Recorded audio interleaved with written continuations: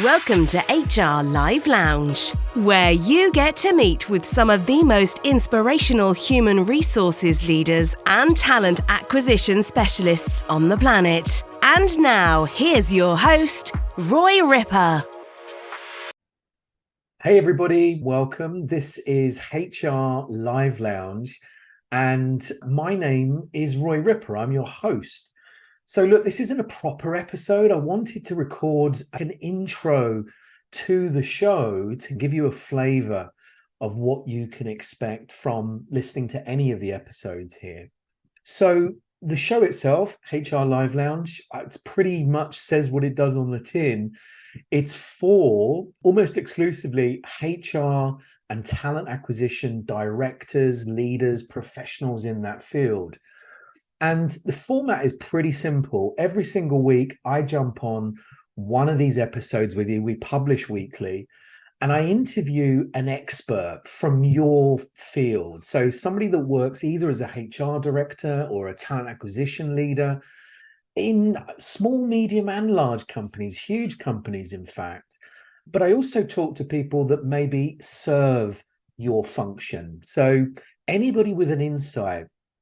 The type of things that we're covering in the show are the challenges that you face and that other HR talent acquisition professionals face globally. And we know that those are common challenges.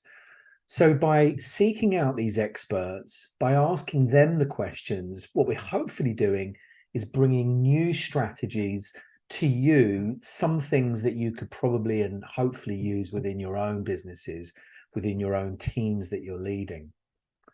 The format is pretty similar in that I ask a series of questions that maybe uncover those challenges, uncover the initiatives that they've come up with, and talk about some of the successes and failures, in fact, because we can learn from those as well, to hopefully inspire you guys, but also inspire a brand new generation of professional that's joining us. Something about me, because obviously I'm interviewing these guests and I'm asking them to reveal. Let me give you a little bit about my background. It might kind of help you understand why it is that I'm doing this show. So the first thing is my name really is Roy Ripper. A lot of people ask me, is it a made up name? Is it a stage name? No, I was christened Roy Ripper. For the last 35 years plus, in fact, I have worked in the recruitment industry, or primarily the executive search industry. I started out as a consultant, a really junior recruiter in the first company, and I ended up as a director of that business, and then a director stroke business owner for all the other businesses that I was involved in. The first recruitment business that I ever owned was in partnership with a guy called James Kahn from Dragon's Den. You may recognize James from Dragon's Den, OBE. But I then went on to work for several other recruitment businesses. The largest one was a £350 million PLC. I set up and ran the exec search division for that business. For the last 20 years, I have been spending my time coaching and training recruiters how to be more proactive, how to headhunt candidates, how to source people, how to locate people, and how to manage the recruitment process. I've trained and coached personally over 500,000 recruiters worldwide. I think 525,000 the last time we had a count on.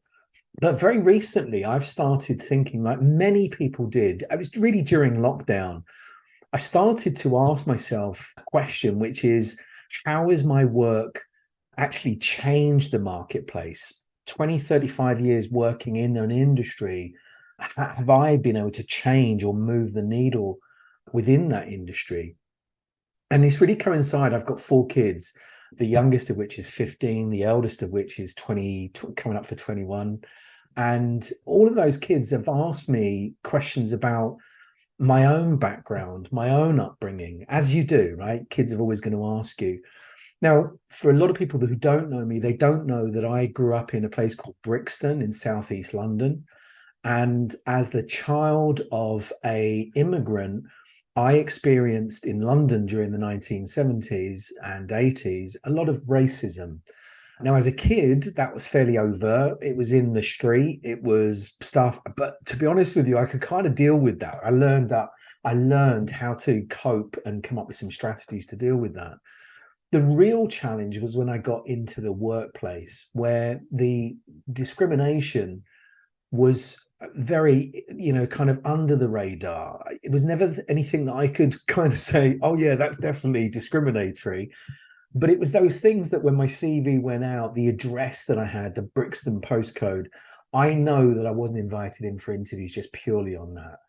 I also know that when I turned up for interview, just having brown skin in certain environments, kind of meant that the door wasn't open to me. Certainly in recruitment and executive search, I felt that discrimination, didn't go to the right school, didn't live in the right part of town. My mum and my dad didn't come from that background either.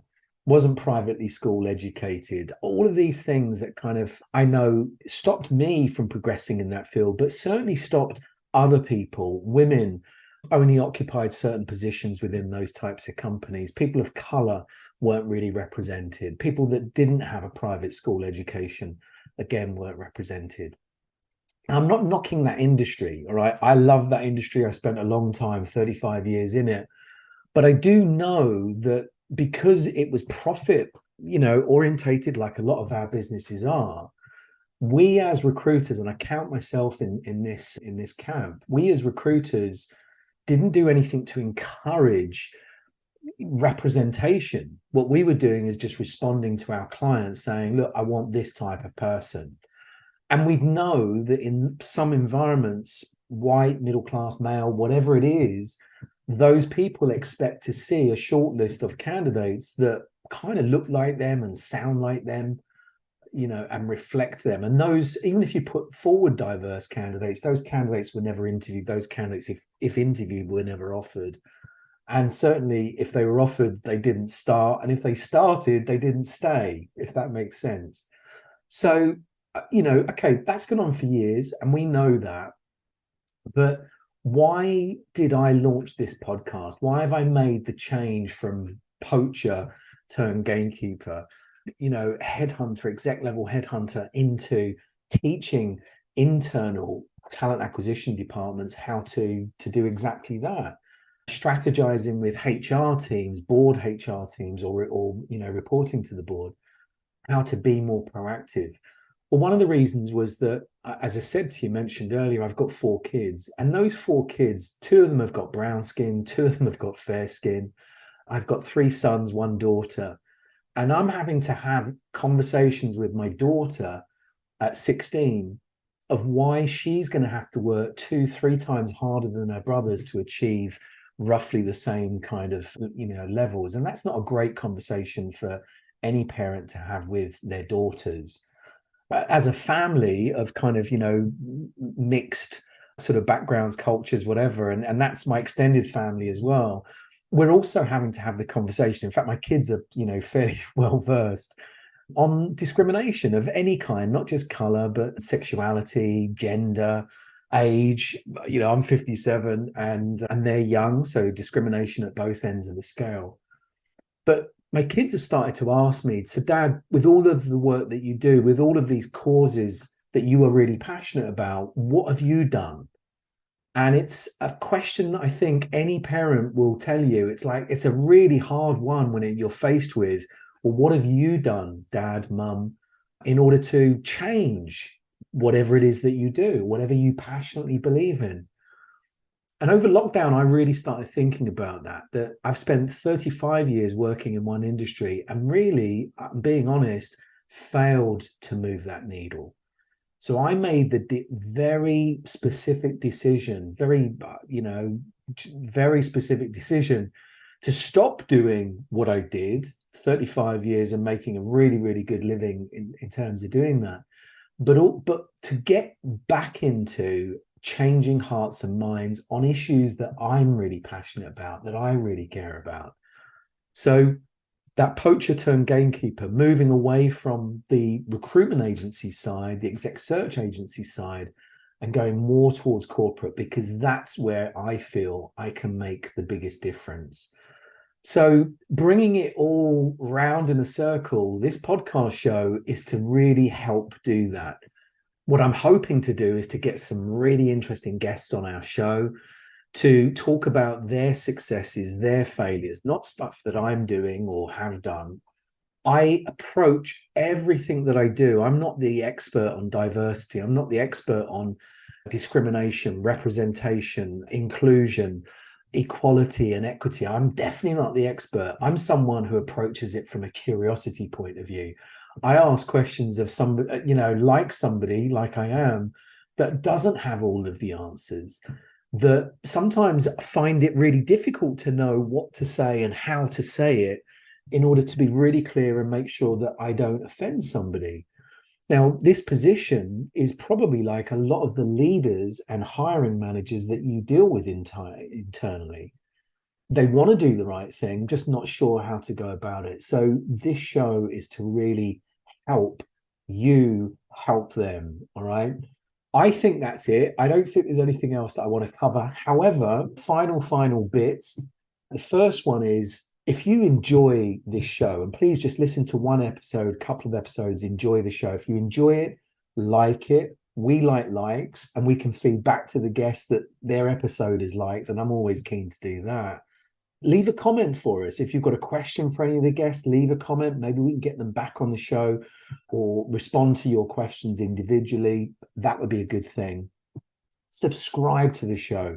The more people that subscribe, if you subscribe to this show, either as an audio podcast or a video format, it just means that we can afford to keep going and bringing on some great guests for you. So it just encourages us to do it. The more people subscribe, the more we know it's appreciated. The final piece is, by all means, when you subscribe, go to your favorite podcast channel, subscribe there, whether that's iTunes, whether it's Audible, whether it's Spotify, Apple, wherever it is, subscribe there. If it's video format you prefer, if you're watching this on video, then you could probably subscribe below the video that you're receiving. So if it's on YouTube, hit the subscribe button. If it's on Vimeo, any of those, there will definitely be a subscribe button. If you struggle with that and you just want to be notified of every single episode, then go to my website, royripper.com. I think it's the blog page or the podcast page. You'll see it. You'll be able to watch them. You'll be able to listen to them. You'll be able to download the audio soundtrack so you can listen to that at your leisure. And the other thing is, there are a load of free resources there. So for talent acquisition, for HR leadership, there are lots and lots of different resources. We make reference to books and strategies within each interview. There are links to that underneath in the show notes for every episode we record. Anyway, look, I think that's it. Get into an episode, all right? It's probably the best way that you're going to experience it, not just by listening to me, but listening to one of our guest experts. I look forward to hearing from you. As I said, just message us and maybe suggest to us an expert that you would love to have featured on the show. Or if you want to put yourself forward as a guest, then definitely reach out to us and let us know. And who knows, maybe we'll have you on the next episode that we see on the show. Bye for now. Thank you for listening to the HR Live Lounge podcast with your host, Roy Ripper. Be sure to visit royripper.com to join the conversation, access the show notes, and discover our fantastic bonus content.